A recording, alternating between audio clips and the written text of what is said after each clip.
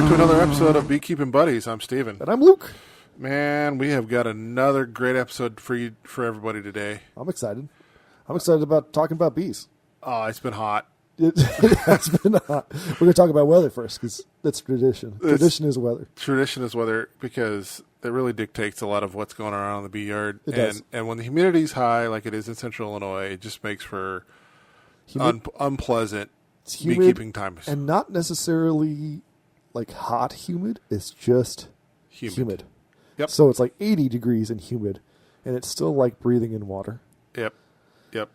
Especially in the morning. Like you get up and you're like, oh, it'll be nice out there. It'll be like, you look at the temperature, oh, it's like 65. And then you look at the humidity, and the dew point's like 66. And for everybody in the know, when your dew point is equal to your temperature, your humidity is like 100%. Yep. And that's just real icky. But at least it's been in the 80s, and when it's in the 80s, the clover produces.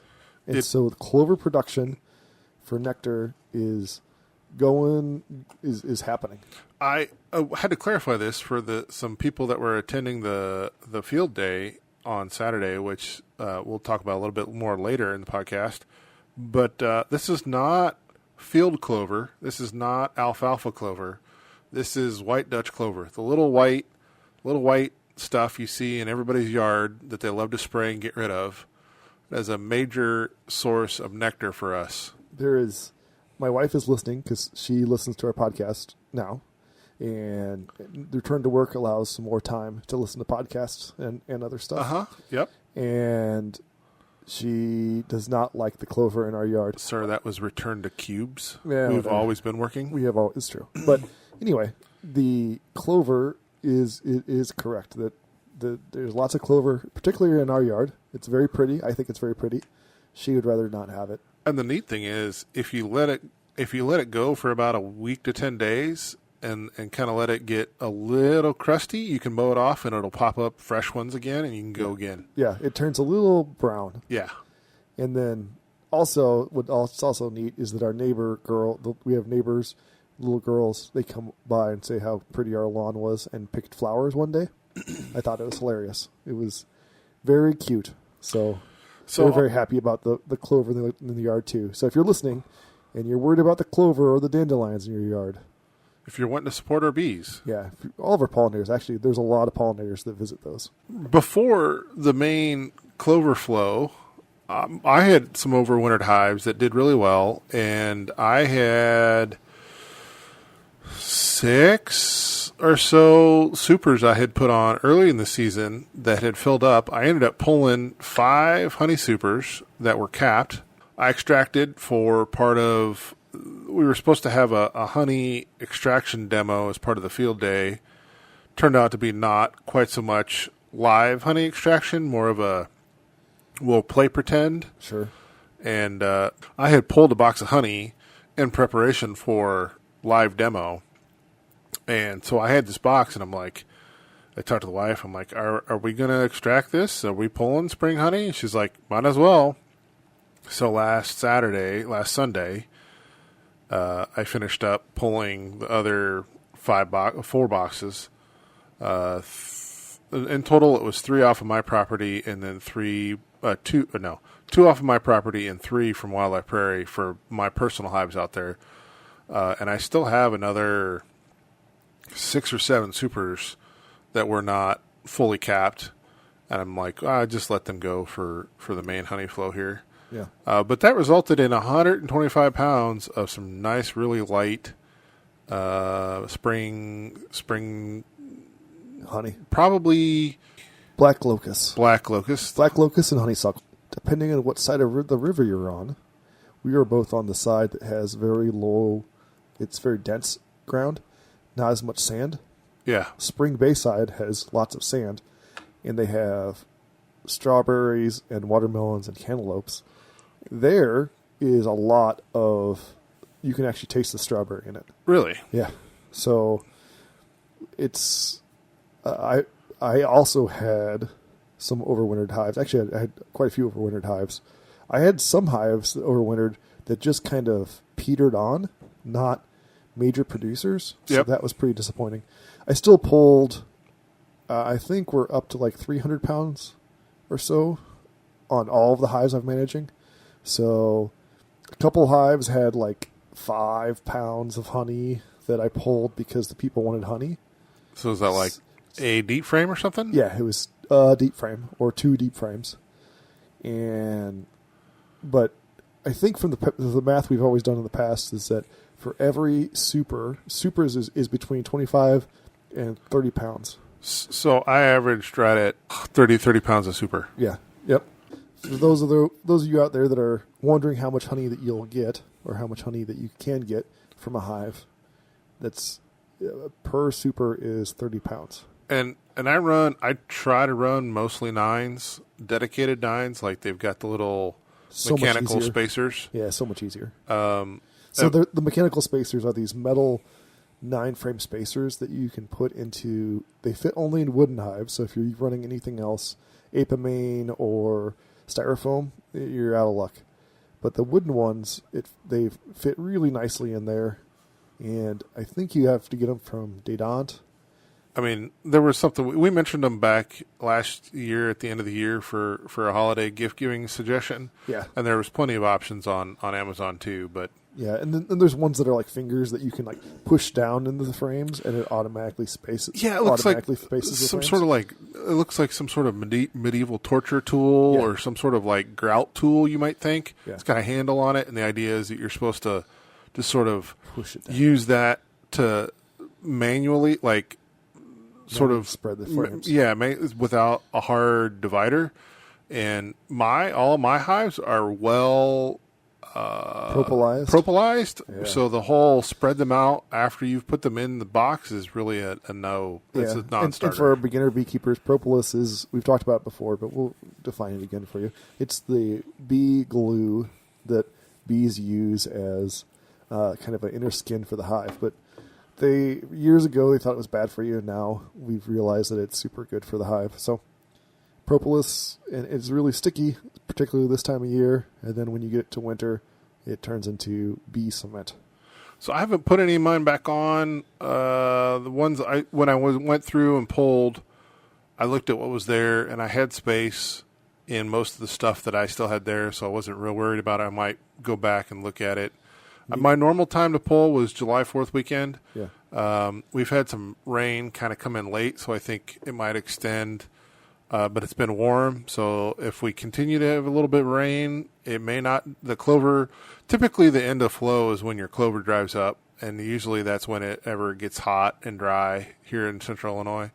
So as long as we still have some cool weather, not terribly into the 90s, and still get some rain, the clover should last until July, which would be about another 2 weeks. It's interesting because I'm down by the river, and so the silver sage, so I believe it's called silver sage. It's a purple flower. It's a purple, not a cone, but it stands up like on a spike.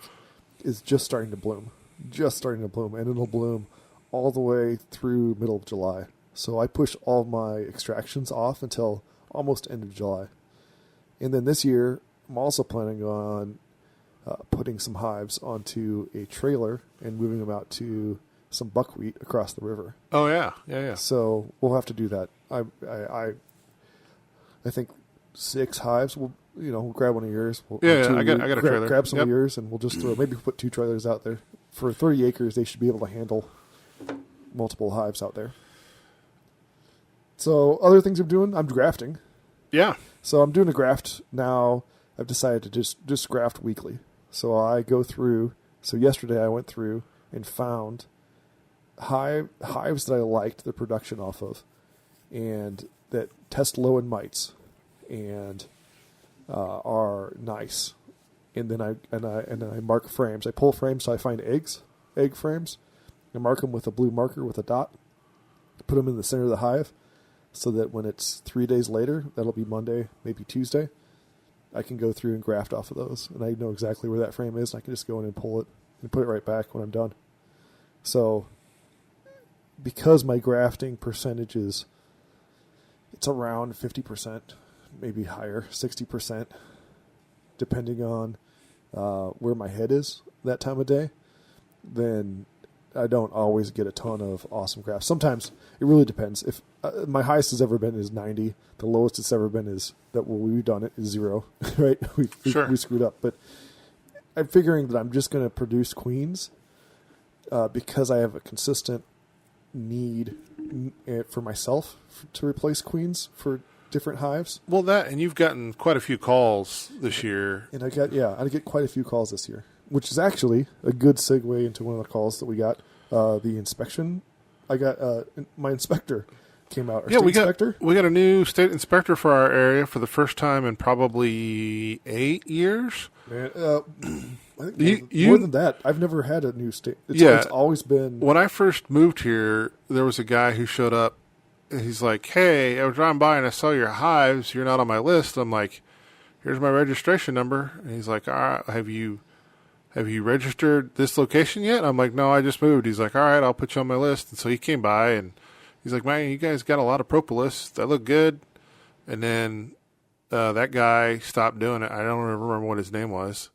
And then Jim, I never knew him. Jim was the guy who was the inspector for the last probably 10 years or so or more. Yeah. So Illinois is supposed to have 8 inspectors in total.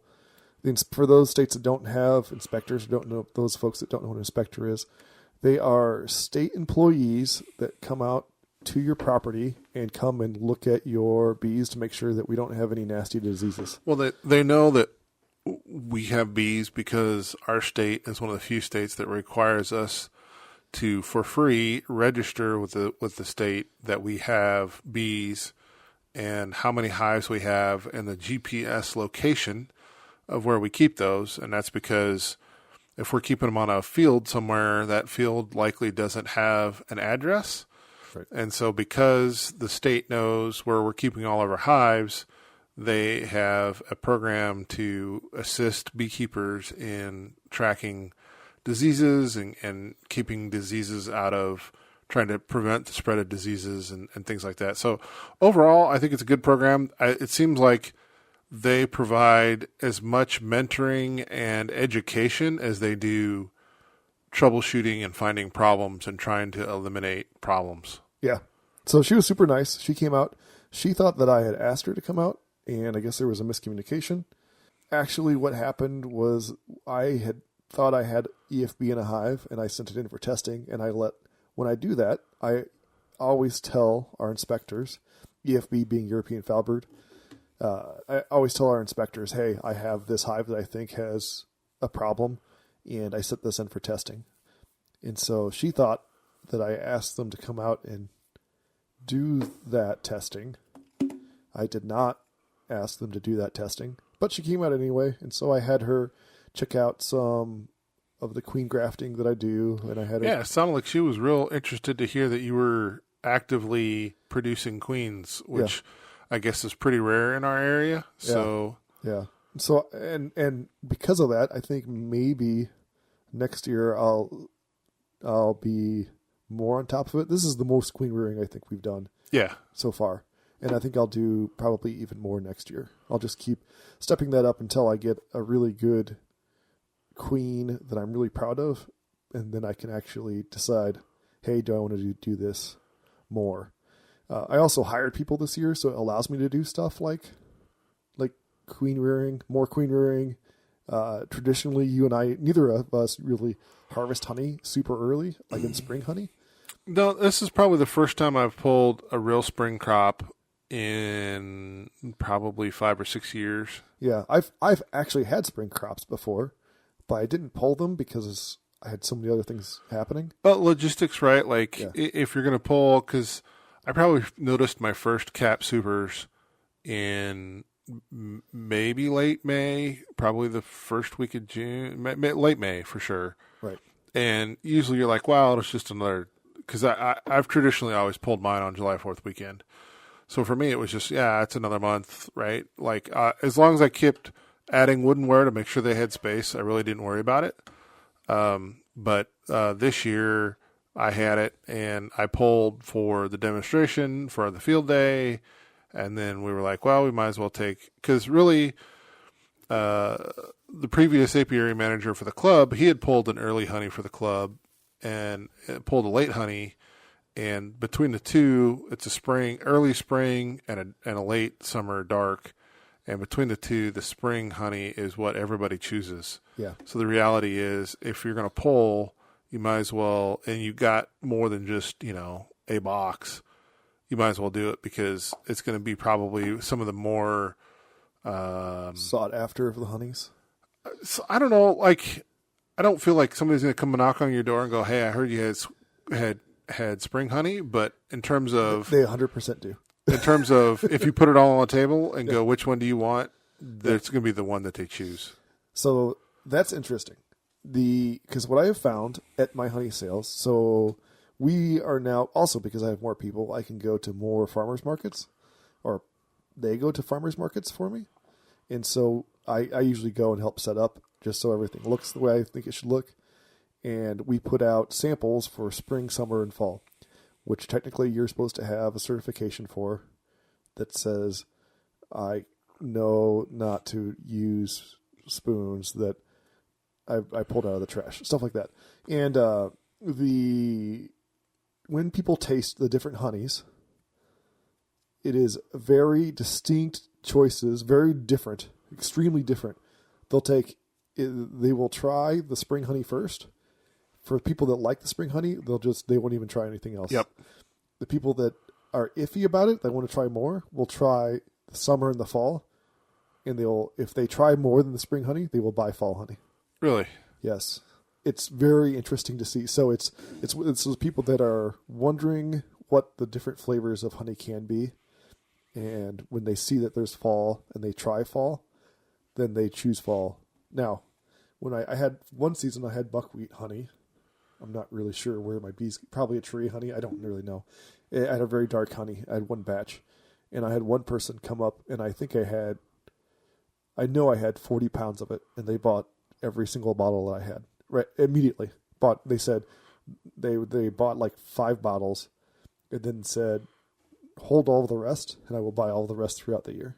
So flavors and taste buds are interesting things for different people. And have you done any cut comb this season yet? I do. I have some cut comb. Actually, I have some sitting upstairs. I have now. I'd call it burr comb. No, you do not have cut comb, sir. I have burr comb upstairs. You have chunk honey upstairs.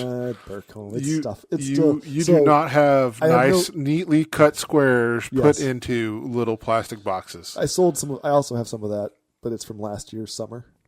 But this spring I have burr comb. So the reason why he has this is because some of his styrofoam lids have an obvious 2 to 3 inch cavity in the lid for unknown reasons. I think it was probably to support a top feeder of some sort somehow. I would guess it's either for a top feeder or some insulating board.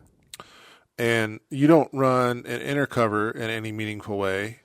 And so because of that, I run them until they make me mad because ants and stuff move in, and then I toss them into the fire. And so because of that, you get these lids that have a 2 to 3 inch cavity that is full of beautifully naturally drawn comb. Which, it's beautiful though. Like it really is pretty. Okay, but like it has problems. No, because there's nothing keeping the queen out, and there's nothing you can't manage it for small hive beetles up there, and you try to take the lid off, and it weighs like 20 pounds. Yeah, and there's maybe that's probably the only valid of the problems you listed. That's the only one that I can't have issues with is when the lid's too heavy. As soon as you remove the lid, as long as you're in your hives every 2 weeks. As soon as you remove the lid, like the first time, they will draw off the bottom of that comb, and they don't attach it to the lid anymore. But no, they don't attach the lid to the frames, is what you're saying. That's but what I'm the saying, lids are completely full of honey. Yeah, of honey. It's comb, but it's full of honey. Yeah, and it's so in my eyes that is usually their honey, unless I need some pretty funky looking comb, and then I just cut it off with a hive tool and a fork and use a fork and just remove it from the lid. It works well. People buy it. Sure. It tastes good. And during winter they move up there and they clean it out. So it's an emergency backup. Also, this time of season, we need to be adding supers. If you are in the Midwest and you have bees gathering on your front of your hive and you have not been in your hives, really need to take a look at what's going on and make sure that they've got room still, because all of my hives have bees clustering on the front.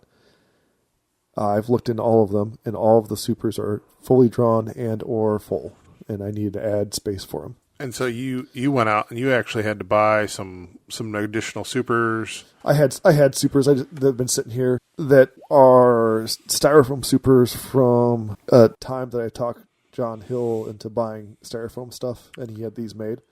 And so I bought all of his extra medium super surplus. And so I had those thrown together and had the... It ended up being a product he didn't carry. He didn't end up carrying. He doesn't carry. He's just starting to carry like an Apamane knockoff version. Anyway, I really liked them. They are cheap. So that's also beneficial for me for supers, because I don't need to put a ton of money into something that's only going to be on there part of the season. And so I had those put together and painted and bought a whole bunch of frames. And I'll probably actually go through and have... I've rewaxed some frames myself. I just went through and filtered about 30 pounds of wax that I have upstairs. 20 to 30 pounds of wax would be my guess. And I'll probably go through and melt that down and use it to paint some more frames to get them a head start on that. Because you were finding deeps that they weren't drawn. Yeah, I'm finding frames that in both mediums and deeps that they hadn't touched, and that's... This time of the season, I would expect for them to have drawn that stuff. Yeah, and the hives that I bought this spring, I know the person I bought them from, they had bought the Vivor hives, and I think the wax, if they were waxed at all, they were waxed extremely thinly, extremely poorly, depending on how you define that, and they never got good coverage. We recommended that they rewax them, and I think that project was undertaken with not a good understanding of how much wax should be used. So in going through those hives for both honey and for just regular deeps, it's clear that there are some that I'm going to have to rewax in order to get them to draw on it, and these are over a year old now. And I'm using about, when you do that, I personally use about a pound of wax per 10 frames. Yeah. And I use a little roller. I tried both paintbrush and a roller. The roller is just a better option, in my opinion. It gets a better, nice. Are you using coating. a foam roller, or are you using a hairy nap head roller? Nap head roller. And then all I'm doing is melting my wax after it's been filtered into a double boiler. And by the time it's still hot, like I take it directly from the stove, put it onto my little workbench area, it's still hot, and the double boiler keeps it warm enough that by the time I'm through my 1 pound of wax, it's still liquid. Yeah. So I'm really interested. I should take pictures of it. I just put them on 2 days ago. But usually when you do that, the speed at which they draw that stuff out... The take rate's pretty good. The take rate's really good, but the speed is what always shocks me. It is really fast for them to pull that out and start using it. And you're gonna have a lot more frames for them to draw this coming week or two, because you've got a big order of some virgin queens that we're bringing in. Yeah, I'm bringing some pole line queens, VSH queens, and some Michigan VSH queens from an apiary up in Michigan that is a no-treat apiary. Don't treat for mites. And so they're certified VSH, and they're F1 queens. So I'd asked you about this before the start of the podcast. F0 being the instrumentally inseminated queen, Yep. so you know what sperm we've given her. And then she goes out to the hive and she lays an egg that's developed into a queen, and that's the queen that then emerges and is put in a package and sent to you, Yep. which is your responsibility to get mated, yeah, and that becomes an F1. F1 queen. And hopefully they'll mate with like 20 drones. From your backyard. From my backyard.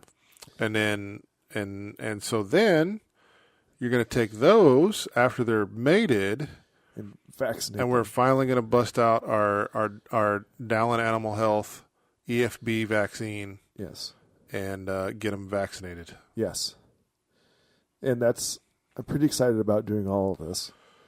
I'm like, if you consider the fact that, because we talked about this, the logistics behind this, and I don't know if we did this on air last week. I think it was after we got done podcasting that we were sitting here talking about the logistics of it, and we're hey, you could pull queens from our yard. Like, here's the thing, the vaccine vial is good for 50 queens. And so the question is, if you're going to make maximum economic use of what we've bought, then you want to do 50 queens. But the reality is, where are you going to get 50 queens that are all ready at the same time? You're like, well, I've got 50 hives in my yard. They have to be mated queens. Yeah. So that's another key portion of this. And so you could go out to our apiary and grab queens out of hives and stick them in queen holders, cages, and we could come up with 50 queens. But then the question is, like, you've put all those queens at risk, theoretically, right? We've never done this before. Yeah. Hopefully this goes well. Well, and you have to cage them for 8 days. So it's an 8-day vaccine that has to be done for these queens. They have to be fed nothing but sugar. It's royal jelly. Sugar patty. It's royal that's jelly. been treated with the vaccine. Right. It's royal jelly from the workers. The workers eat the sugar fondant that has the vaccine inoculant in it, and then as they process it through, they create it into their pharyngeal gland, and then that creates royal jelly, and then you feed that royal jelly to the queen, and the queen is inoculated from all of that process. And they need about an 8-day period of that process to go on to ensure that she's gotten enough of that material ingested to make the changes that we need to make. Yeah. So the point is, if you don't want to put at risk 50 working queens from your yard, you have to acquire 50 queens. Yes. And to acquire 50 queens, the most economical way to do that is to get virgins. And so then you have to set up essentially 50 mating nukes to get them mated, and then wait for them to all get mated. So each mating nuke requires 3 frames: a frame of brood, usually a frame of pollen, and then a frame of nectar, usually ish. So you're acquired a bunch of additional deep frames because you're going to be putting together more queen castles, more mating nukes. I'm gonna build some more queen castles. I'm gonna have like 3 queen castles, and I'll make some splits off of mine for those 3-frame mating nukes, and I'll have it sounds like about 10 of those queens for my yard, and then you're gonna have the other 40 in your yard, and hopefully the mating goes well, and then we're gonna reconvene for the vaccination period of a week. So like mating is going to take a week. Yep. So it's a lot of work. Yes. This is all a lot of work. And then I'll probably document it all to see and put it like a paper together or something. Maybe just a blog. Realistically, I would like to have it to be more scientific. This is how much time we spent doing this. This was the outlay. This was the cash outlay. Because queens are so we should take a step back and explain to you what some of these queens are. So this is a pole line VSH queen, F1. So we explained what F1 is. A pole line was a version of queen that was developed by the USDA with the scientific side of beekeeping, i.e. colleges, who had developed a VSH queen, a varroa sensitive hygiene queen so they can smell the varroa underneath the cells, and a commercial queen that actually produced, because they found that the VSH queens were very bad at production. They cut down on overall honey production. So it's a cross of the traits between those two. So it's a VSH pole line queen. So whenever we talk about VSH, that's what we mean. So these queens will have all of that, and will crossbreed with some of my queens. And technically they're from Michigan, so that those that believe that the location matters, these are overwintered stock. So they're not coming from Florida or Alabama or yeah. So there are those that believe that depending on where the bees are from will reflect on how well they overwinter. So anyway, the amount of cash outlay, each queen's about $25 for me to purchase as a virgin. We're going to have losses due to them not being able to make it back, right? They get eaten or they get lost. Who knows what happens to them, right? They don't mate well.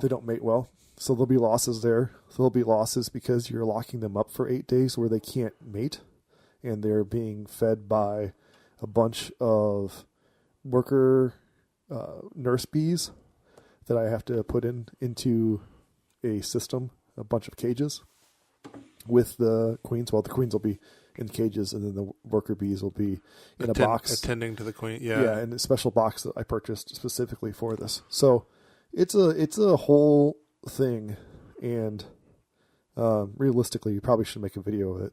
Yep. These are all the processes. This is what we're doing, and I only purchased 30 of the queens, not 50, because they had a shortage on their end. Yep. And so I'll have to pull 20 of my own.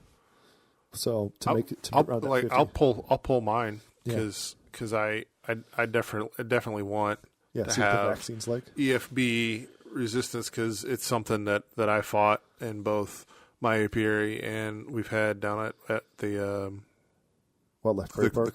the club apiary also. I'm more interested in the side effect of the deformed wing virus. Yep. Being lowered in those bees. And I was talking, and the issue is that it only vaccinates that queen. I was talking to someone recently, and they're like, "Well, it only vaccinates that queen. What happens if they swarm?" I'm like, "Well, then I've got genetics out there in the wild that are VSH and are immune to the vaccine. Now, it's real expensive. It's $15 for me to buy, not apply, but buy the vaccine. So right now, you asked me how much are we going to sell these for if we sell them, and I think we determined that Man Lake's selling them for $80, $70 or $80, and so probably around that price point. We'll see how if the survival rate's 1, then we're not going to sell them, right? But because I'm just going to keep it. It'll be better than that. Yeah, it'll be better than that. I'm still worried. I'm still nervous. It's quite a bit of cash outlay for something like this. Well, yeah, and it's also you haven't done it before. Yeah. And what are the steps involved? What are the risks? Yeah. So it's always easier after you've done it once or twice to say, "Hey, this is definitely something, we know how this goes." In the news, I think we're going to talk about we had the club field day, and we'll talk a little bit about that. If you've got a local club, they probably should have, if they don't already have, a summertime get-together where everybody gets to go out and put hands on bees as a group. I understand not all clubs are going to have a club apiary. We're lucky enough that we've put time and effort into that. The St. Louis club that I started off in, they kind of did their field day sort of all throughout the summer. They called it open apiary days, where various members would volunteer to host whoever wanted to come out and go through bees with that person, just to see how they run the apiary, how they work. Over and over, I get a lot of feedback, especially because typically there's a lot of beginners that'll show up for that. They want more hands-on. and they always comment about how quick I work hives. So there's always something to be learned when you're going through somebody else's apiary or watching them work bees. How are they handling stuff different? What are they looking for? How much smoke do they use? Yep. Why are they? And asking why when they do all this stuff is what I find most important. If I see them do something that's significantly different than what I do, I almost always stop and say, "Hey, I saw you did this. Why?" Or if I don't understand what they're doing, I ask. And that's where you get to see, somebody built their own custom stand, or they got their own, other setup over here, or they show up. Hives. They show up in their little Rhino, their little UTV, and they've got all the tools on the back. And they're like, "Hey man, that's that's a cool ride. Where did you put that?" Oh, it's all those sort of tips and tricks that you don't think about as just the guy doing it in your apiary, but then. Yeah. You share, and there's an opportunity there for you to pick up a lot of good tips. There's an indoor portion in the morning. We usually try to have some speakers. We were a little light on speakers this year. Oh, that's not true. You spoke. Usually we have real fancy speakers. You got to be the fancy speaker this year. I prefer to have a fancy speaker. Yeah. I think there's value there. Yeah. We're a little short on fancy speakers this year at our club. I think that's a function of how much time and effort you put into trying to line those up. And Absolutely. Some years we have more effort put into that than others. This year happens to be not one of those, but we're still trying to make value there for the members. I presented on the same research results that we talked about last episode about the die-off at the start of spring. It was well received. There was a lot of questions about the Amatraz resistant mites. There's a lot of focus on what miticides use that, a lot of questions associated with that. At the end of the day, I just tried to hammer home Amatraz, right? Amatraz is the active ingredient.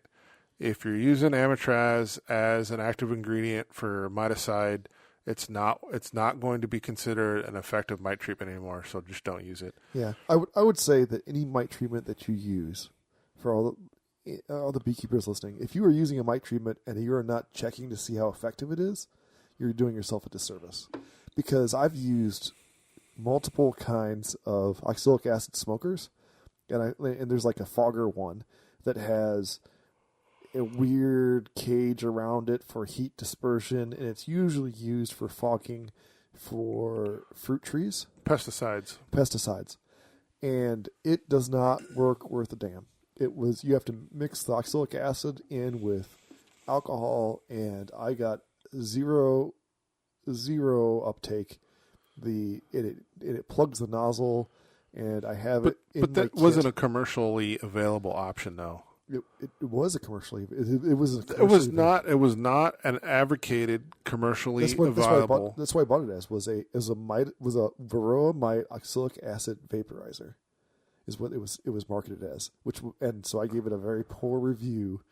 It was realistically what it was exactly what we talked about. It was a pesticide applicator. Yeah, blowtorch. I forgot the gas that burns. Propane gas applicator. It does not work well for miticides, and I've actually had other people call me and ask me about it since then.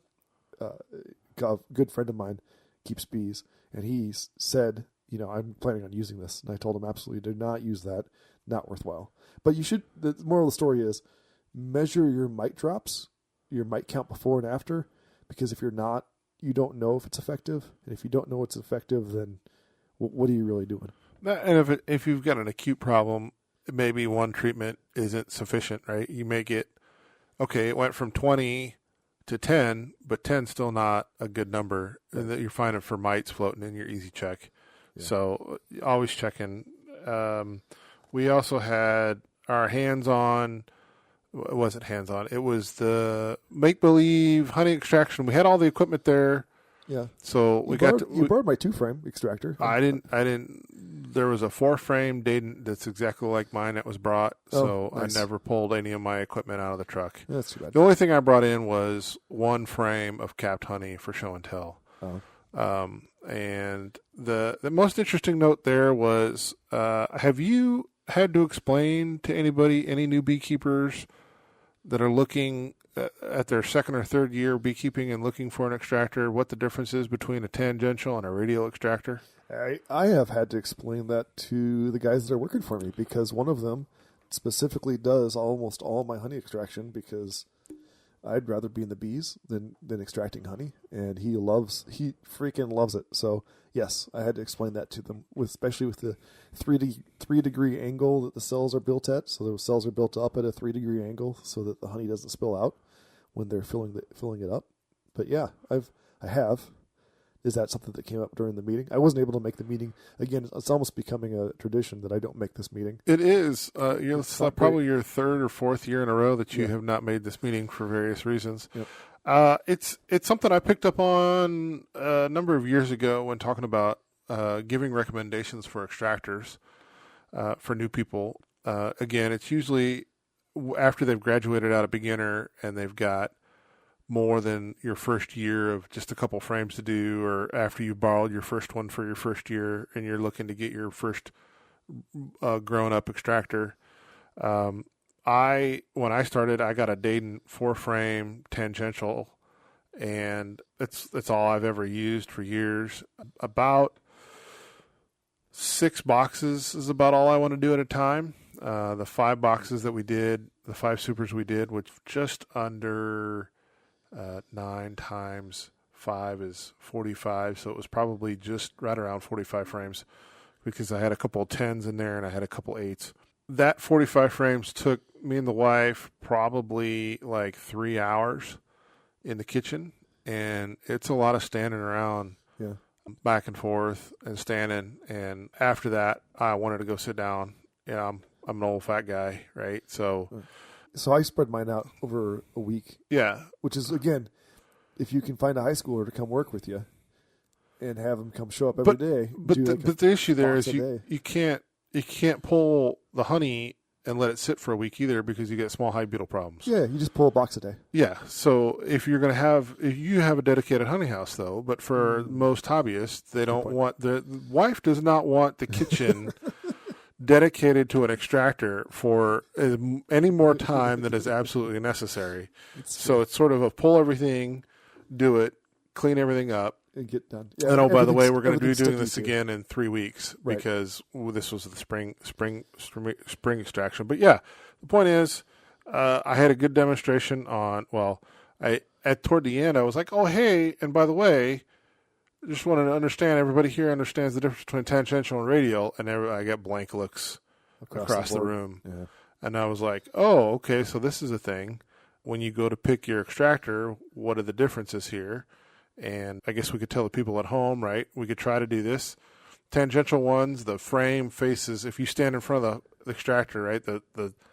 Well, hold on. An extractor, imagine an extractor being, it's a large cylinder with a cage in the middle that holds frames. This is a beekeeping podcast. They don't know what a honey extractor is. They've probably tuned out from now. That could be true. Yeah. All right. So the frame sits sideways to you. Yep. So you'll spin it once, and that'll fling all the honey out of one side. Yes. But then you have to turn it so that the opposite side faces the outside of the bin. Yep. You turn and spin it again. Yep.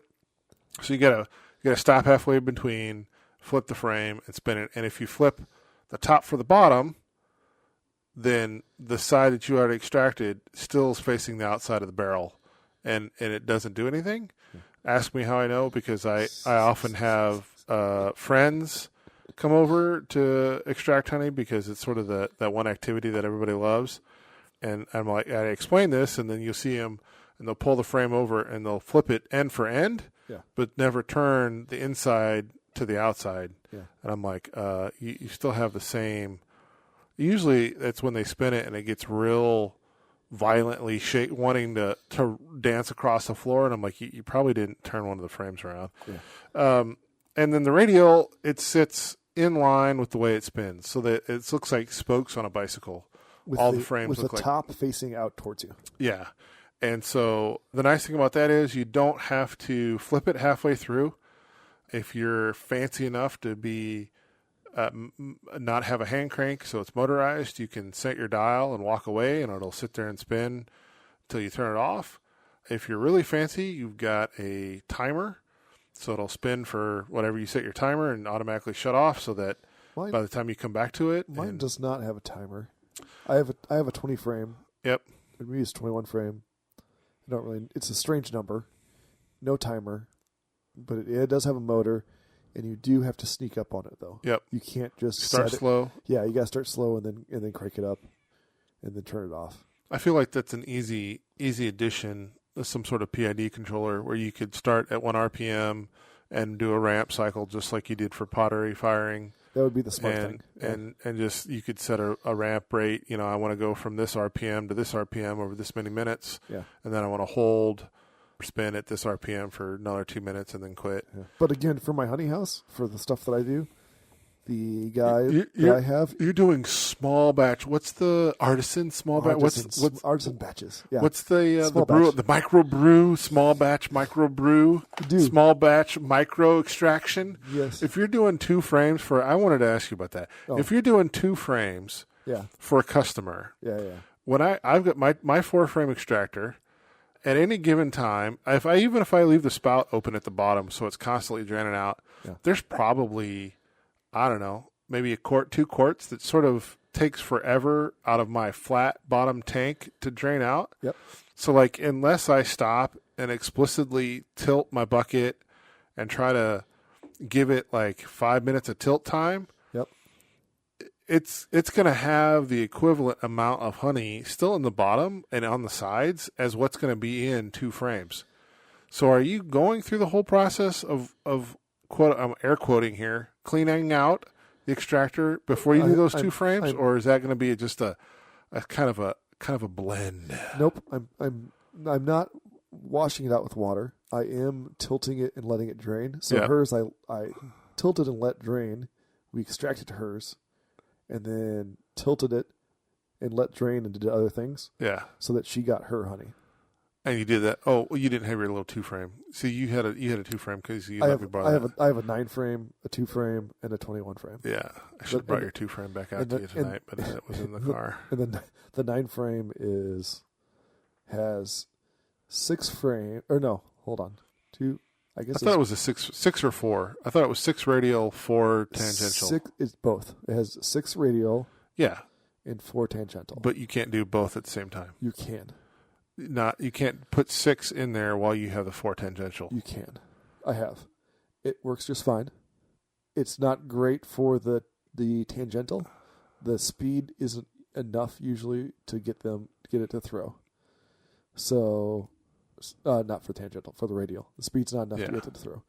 So, and that's something that I find with the radial anyway, is that if it's a small space in between the 2, it usually isn't enough. There's not enough of something. I don't know if it's the airflow or what happens, but you don't get a good clearance out of the ones in the middle, out of the sides of the frames that are close to each other, and then I have to swap them.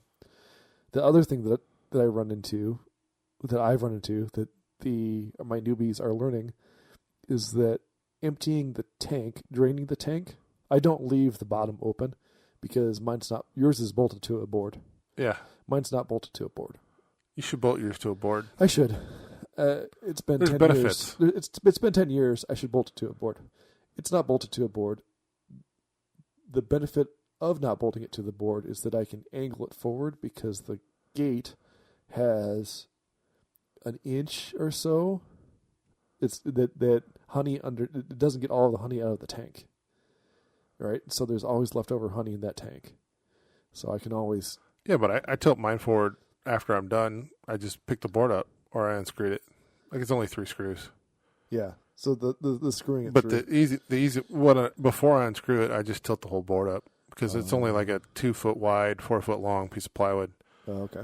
And then the 4 foot wide part sits behind the extractor where the handle is. Mine's a hand crank. Yeah, mine is too. So then, no, not your 21. My 21's not. My 21's, yeah. But your 9-frame. Right.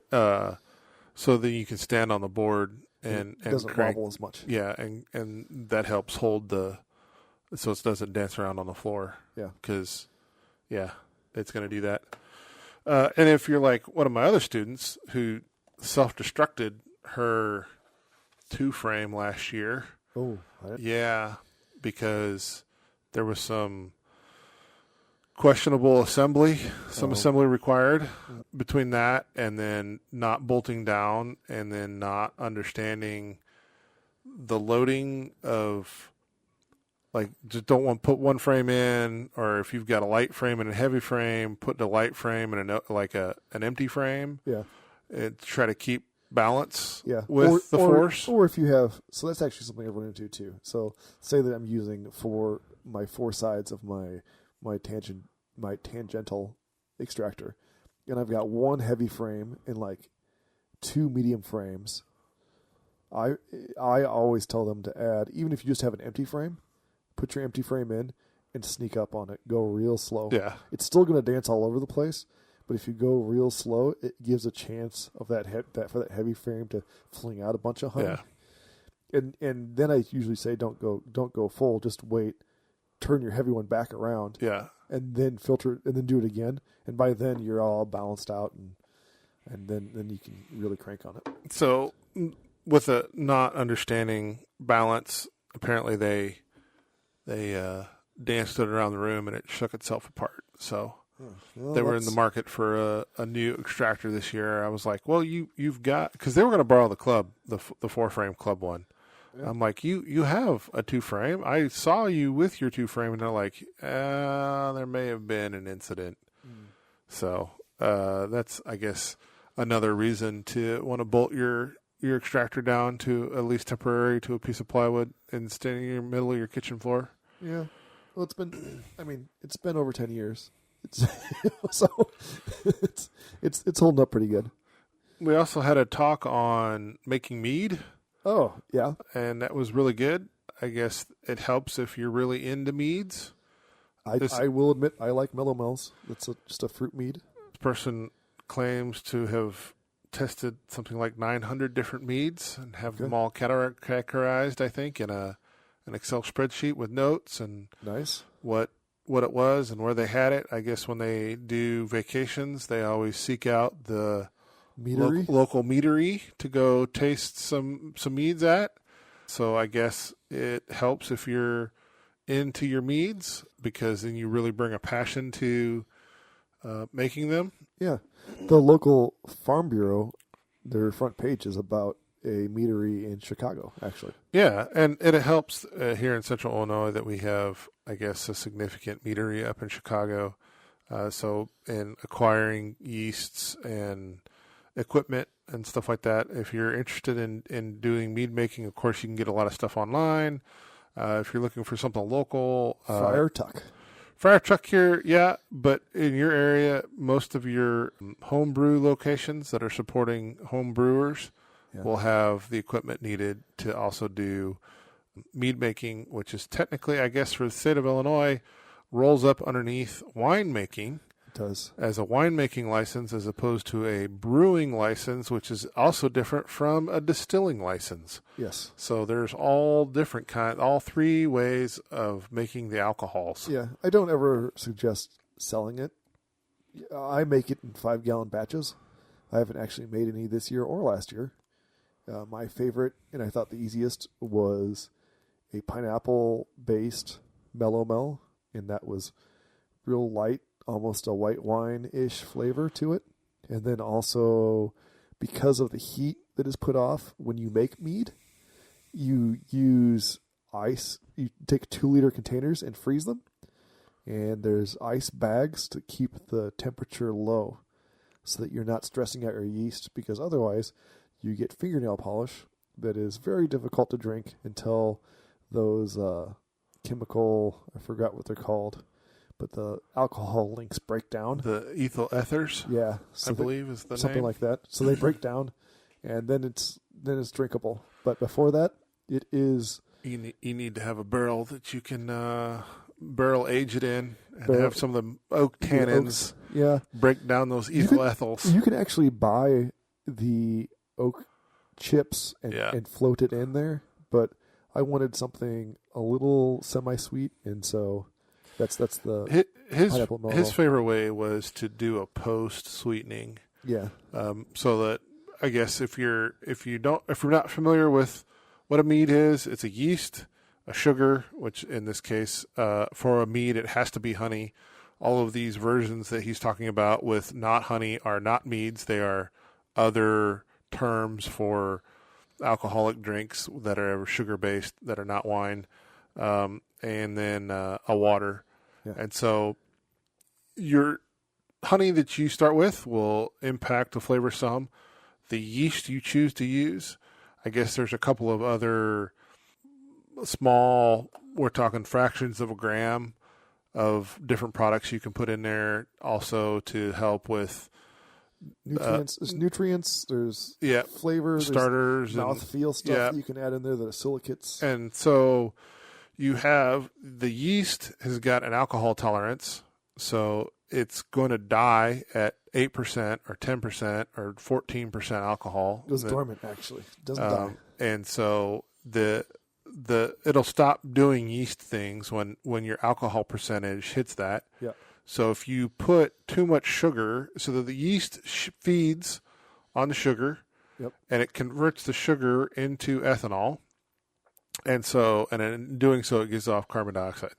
And so you have one or two cases. If your chemistry is not perfect, the first case is you run out of sugar. You have an overabundance of sugar in your mix, and your yeast continues to convert sugar into alcohol until you've hit that alcohol limit for which that yeast will be productive with. Yep. In which case, you have to then separate your yeast and everything out. It's part of the process anyway. Or the other way is you don't have enough sugar, and then your yeast will consume all of the sugar and basically stop, and you'll be at whatever alcohol percentage you're at that point. And so I guess he prefers to try to not hit the perfect mix of everything. I think he was saying the dry side was where you chew up all of your sugar and have leftover yeast, pull it all, kill off your yeast, extract it all, and then he does a post sweetening. Yeah, he probably actually treats with a sulfide or something like that to make it permanently dormant and or dead, and then you can back sweeten it that way. I don't like sulfides because my body doesn't like sulfides, and it does anyway. But didn't get in on all that. It was basic. We had some samples for testings of different flavors, different kinds of meads, and then he did a basic 1.25 gallon mix up of a little 2 pounds of honey and just a little over a gallon of water. And for 1.2, 5 gallons? Mm-hmm. Not 2.5 gallons? Correct. Interesting. Yeah, so it's usually about 10 pounds of honey for 5 gallons of mead-ish in general. But if he's going for dry white, that might be, I don't know. Nick's made a lot more mead than I have, I think, and he owns a bar, so. Well, he had some website, and I wish I could remember the website. There was some website out there. There's a lot of mead websites out there. You could drop your ingredients in. You could pick your yeast off the thing, and pick whatever how much water you wanted to use, and it would calculate how much honey, and then the amount of yeast and the amount, like if you were going to use a starter or a Kickstarter or whatever, those other 0.3 grams of other stuff. Yeah. It would tell you how much of that you needed, and he had both of those additives that he threw in, as well as his 2 ounces, I think, 2 ounces of nutrients, 2 or 3 ounces of yeast. I think he put in it. Yeah, that was the quick breakdown on the mead presentation that was made. Yeah, at Field Days. That's neat. I heard that he was a pretty good speaker. That's pretty exciting. It was a good presentation, and this was for people that are thinking my club can't handle something like this. Steve's part of the club. Nick is part of the club. We have club speakers. We do pay usually for speakers to come talk to us. For usually people postdoctorates and that level to come talk to us. But it doesn't have to be that way. And if you have a small club and you just have somebody from the club talking, show and tell is good. I made a quick. I didn't want to bore everybody with because the designated speaker would typically get an hour, and I wasn't going to spend an hour covering the research results on the bee die-off that we talked about last week. And so I wanted to fill in some of that time, and so I talked about the silicone wax foundation maker thingy that I bought, and I had some samples to show and tell to pass around, and we talked about that briefly as a little 10-minute show and tell. So in a club, it's a little silicone form that you're using that you can pour wax into, and you make basically wind up with a sheet of foundation. We talked about it last week, I believe. Yeah, I think so. Anyway, but the point is, you can find these sort of products. You can reach out to the club members. You can have people volunteer. Hey, if you've got a show and tell item that you want to talk about, or you've recently been playing with, or typically it's new products, right? That because we've all been in beekeeping long enough that we all know what the classic smoker and you going to invent a new fancy smoker fuel? Probably not. You're going to demonstrate that in a classroom? Probably not. It might be good for... It's funny that you say that, because that's what Hilco has on their website right now, is a new fancy smoker with new fancy smoker fuel. I mean, sure, I guess. I'm like, if it's not, how is it, if it's not a wood product or a cotton product, like, what's it going to be, right? It's a different thing. I'm interested to see what it is. But it has like cartridges, and you get the cartridge, and it's supposed to be better for the bees. The Dalan smoker has been the default smoker for like over 100 years. Yeah. So like Probably everybody longer. tries to imitate the Dalan smoker, and the Chinese knockoffs that come out are like, it looks like the Dalan smoker. The spring doesn't feel good. The bellows doesn't hold up. Yep. I'm like, it's just buy the Dalan smoker. Around the yard, what's coming up? What's coming up? Like I said, I'll be having round 2 of extractions here July 4th weekend. What am I doing between now and then? I'll be prepping some queen castles. Add some supers. I had some space already. I got the 5 supers that I took off, I put in the yard, and they've cleaned them out, so I can put those back on if I need to. You ever have problems with robbing when you put those supers back in the yard? No, because they're probably 30 yards away. Yeah. That's the issue that I see when people have issues with robbing, is that they've taken the super off. We lay it out in the middle of the yard, right next to the hive, and you do invite robbing when you do that. Well, I think this time of year, when there's still flow and there's heavy clover coverage, they weren't hitting it as hard as I've seen them hit it in other years. And if you do a late summer, if you pull honey late in the summer, if you pull honey the end of July into August, I have to be very careful. There's definitely robbing tendencies at that time of year, and you will definitely set off a robbing frenzy. Yeah. So I think the time of year also matters there. Yeah. I'll be headed to Purdue. Oh yeah, tell us about Purdue. My wife actually was really interested in me raising queens, or learning more about raising queens.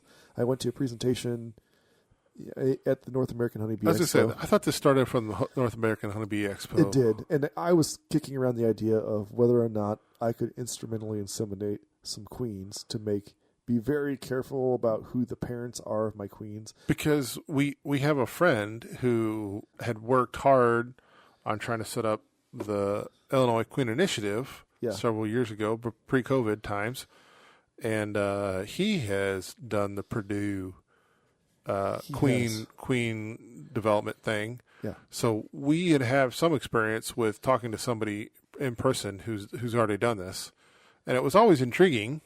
But the question was, how do you actually do it? Go about, like, it's not like you find the sign up on a website or something, right? Like, it's like, how do you Google that? And then it popped up at the expo, and then from there. Yeah, she made the contacts and said, hey, we're going to go do this. So has been pretty persistent about talking to them, and the communication wasn't great. Communication has not been great. Still has not been great. Yeah. And we, because basically tomorrow is the day we can cancel our hotel reservations, because this is in Purdue. We're not close to Purdue here in Central Illinois. And so she emailed him yesterday, and he said, oh yeah, you'll just pay when you show up. So I don't know that there's a lot of... It seems real sketchy. We'll see how it goes. We'll see how it goes. there's been plenty of people that have done this, but it's like how like, and it's Purdue, right? So the Purdue mite biter is famous, right? Their queen's rearing process is famous. So Steve and I have taught a course on queen rearing, and the feedback on it was really good, probably because it was so cheap, and it should not be as cheap as it was. But so anyway, I'm going to go and we'll see what it's like. Kelly's coming with. She's also going to graft. She'll probably graft better than me because there's a lot of touch to this and like small hands and small things and patience. She's a quilter. Patience. Typically, women are much more patient than men are. I tend to be a pretty patient person, but still, when you get to real small stuff, I mean, that's why the factory workers that are sitting there, like every time you see videos of factories, then the factory workers where they're doing assemblies and electronic assembly, it's almost always female work. They just make better more stuff. Patient, more attention to detail. So we'll see how this goes. I'll come back and do a report on it and let everybody know. Yeah, go do it, or no, you should just come to Steve and I's. What's the cost on it? I'm not sure. I've not been real clear on the cost. This has largely been she's taking care of all the details. So I'm pretty happy about that. It feels like a gift. I'm going to look at it as a gift. So I'm excited about it. And then you can make some notes and come back and talk about it on the podcast. Yeah, absolutely. What else we got coming up? I am putting supers out and everything. We at the front of the show, we talked about all of the queen mating and then the... I've got one of my guys is the Peoria Zoo has asked us to come out and talk about bees on the 17th and the 20th. Us. Riverview Road Apiary. Us. And I'm not going to be here, so one of my... Okay, what you don't understand, people. What you don't understand. Luke is really good, like really, really good at signing up for stuff I'm not presentations. Specifically presentations. Really good at. And then a month, and these aren't last minute. Like this isn't like this is like a year out. This is like months and months ahead of time. Yeah. I'm scheduled to speak to the little old ladies. Yep. And I am now on, I think, my third set of little old ladies I was to talk to. Maybe fourth. But right now, this is not for you. This is the guys that I've been working with. The teenager I've been working with is actually going to go to the zoo. Okay. And it's largely just, hey, simple talks. I have handouts from the honey org, the United States Honey Organization, we have little handouts, and we're going to be selling honey, and he's going to be selling varietal straws and our honey. They would like for me to bring along an observation hive. I'm not going to do that. I have an observation hive. Yeah. It's fine. The issue is having it out in the sun all day. Yeah, but he's going to take his pop-up. He is. But having it out in the sun all day sucks. And it sucks for that hive. And I don't really want to bring it out. I mean, we can make some changes. We can make it so it ventilates better. It has a screen bottom board. It has plugs. They block up all the plugs because they propylize them closed. But it seems like they would only do that if you had it in there long term. Well, because if they're only in there for a day or two. No. This is a 5-frame. It's a 5-frame nuke with a frame on top. But all you'd have to do is take one of your 5-frame nukes, break it down, put it in there, in the morning, load it up, take it out there, and then, well, if you didn't unload it the next day. This one's been in there since April. So, okay. I've had to pull frames from them and give them new frames because it's been in there since April, and they don't like being in 5 frames for multiple months. They do not. So he's doing great so far, right? He already does the Wednesdays at the nursery, the Sheridan Nursery, and does that by himself. So he'll be doing this by himself. I think he can handle it. He's a good worker, smart kid. But no speaking event this time, Steve. Okay. None of that. No. I figured I'll find a different one to volunteer you for. And to be fair, you sell a lot of honey at those events, and you get paid for them. Unless it's St. Jude. Unless it's St. Jude, yeah. Or unless it's a freebie. But I only do a couple of freebies per year, like one or two, and then the last one was going to be the St. Jude talk, and then for whatever reason, I was going to be put up for the St. Jude talk, didn't actually end up happening, and then you ended up going to the St. Jude talk, and then at St. Jude talk was not anything like you were expecting it to be. No, and the notes afterwards were very much glad I did not have somebody try to substitute this engagement because it did not go as advertised. Chaos. It was pretty. Yeah, I got through it. I'm good at handling chaos, but it turns was not out something if you've been beekeeping for a long time and you talk to as many people as we have, and you have a podcast where you're used to just Speaking of talking to people, we will have a cutout coming up here. I wondered if we were going to mention the cutouts. Yeah, we've been on a couple. We've put some bids out where our prices keep climbing. One of our prices climbed because we didn't want to do it.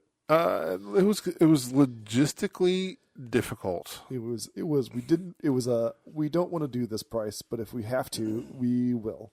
You're going to struggle to find somebody that is interested in doing this, and if you can find somebody that's doing it that's not me, that is just fine with me. Yeah. And if you can't, and you still want them removed, it was removing them from a structural column, and there was a bunch of we don't knows in that whole equation.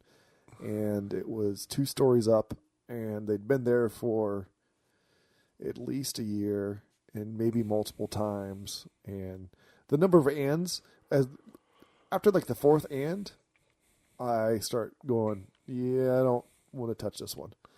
But the ones that we're doing will be for some apartment buildings, and I finally got the insurance portion of it taken care of. And the other, you want to talk about another communication disaster? Yeah.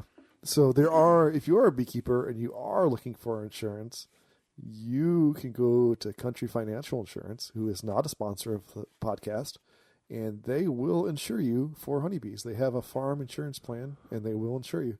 And if you need more information on it, you should write us, and I will talk to you about it, and I can get you in touch with because prior to finding them, you talked to several people and got turned down. Prior to finding them, I think we talked to 5 insurance agencies, and it did not go over well. Was told no.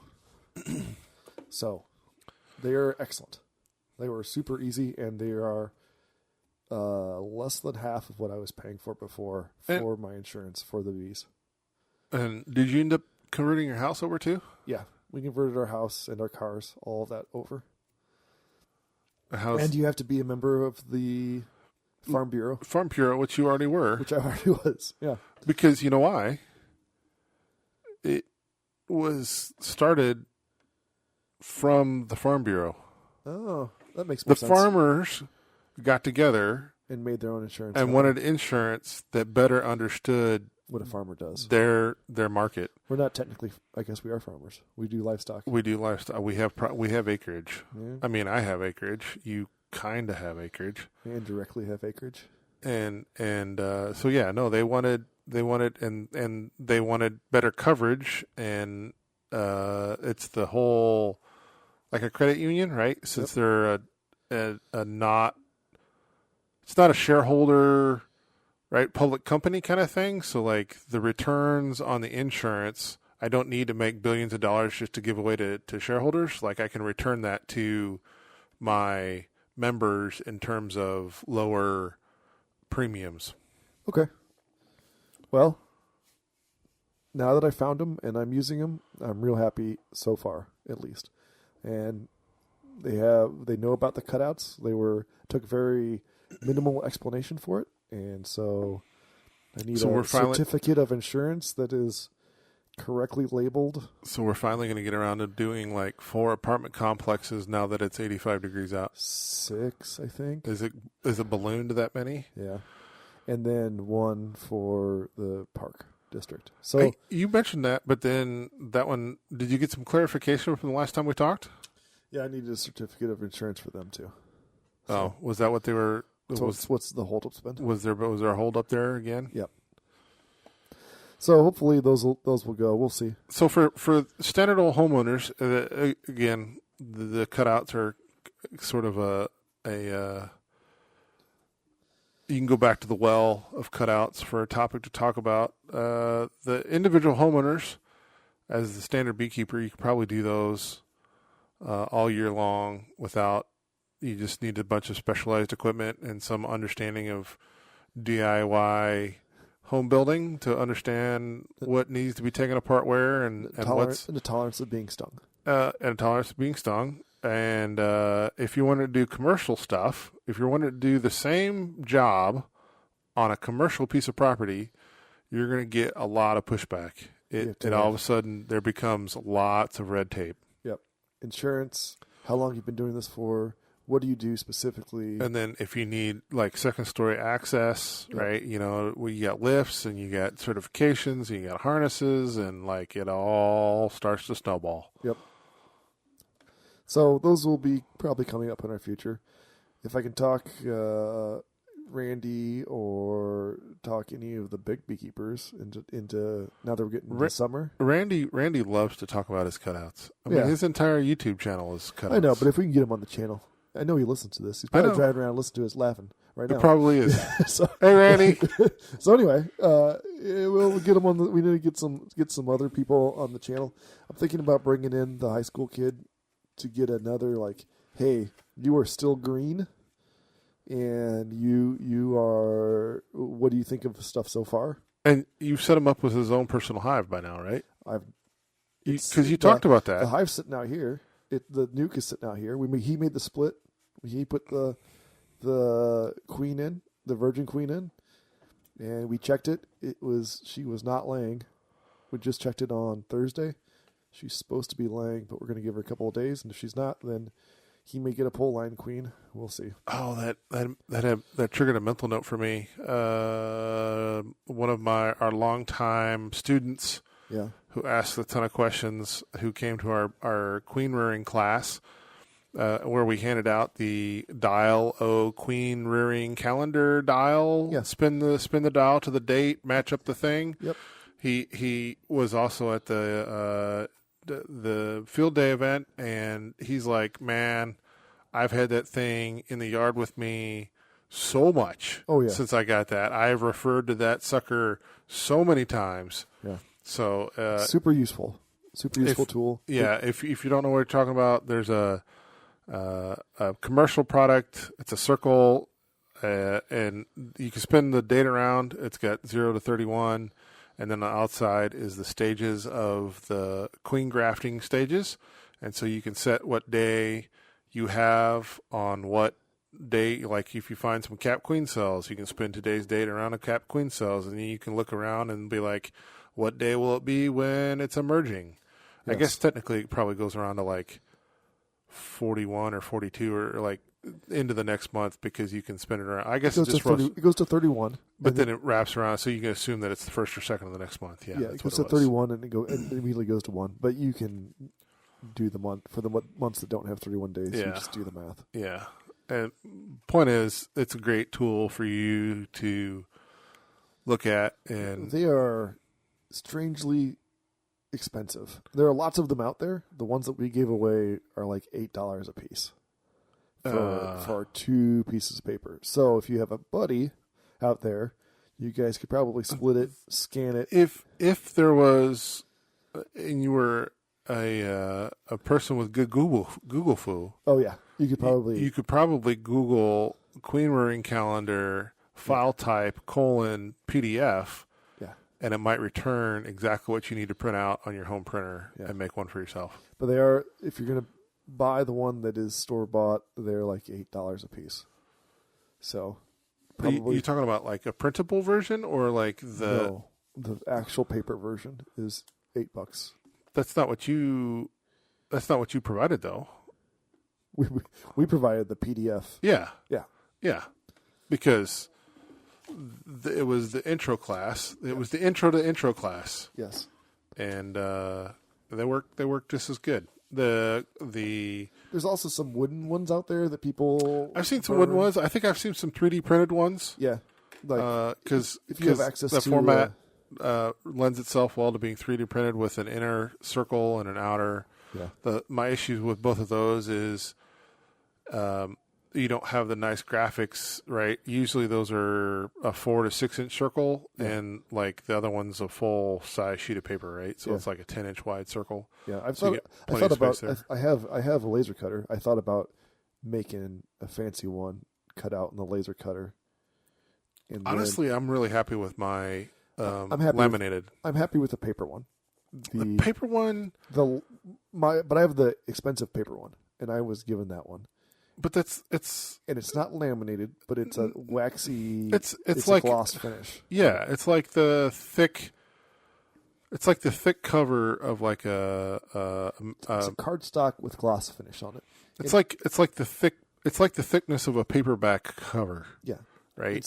And so I thought about making one out of wood that would be easy to rotate, and then a laminated one. Realistically, would probably be the best. Mine is laminated, and then the nice laminate the 2 sheets. Laminate the 2 sheets, and you cut it out, and then when you crimp it together, I have the actual ferrules that you crimp together. And the problem I was having with the paper is it takes a really, really light touch. Otherwise, you over crimp it, and you actually clamp the 2 pieces of paper together. Yeah. But with the laminations, because of the plastic, it's slick. Yeah. And so it was much more forgiving on how much crimp you put there, and they would still spin. And when it was laminated, you had enough structural integrity because of the laminated plastic that even if it was a little stiff, it would go. Yeah, you wouldn't tear the paper.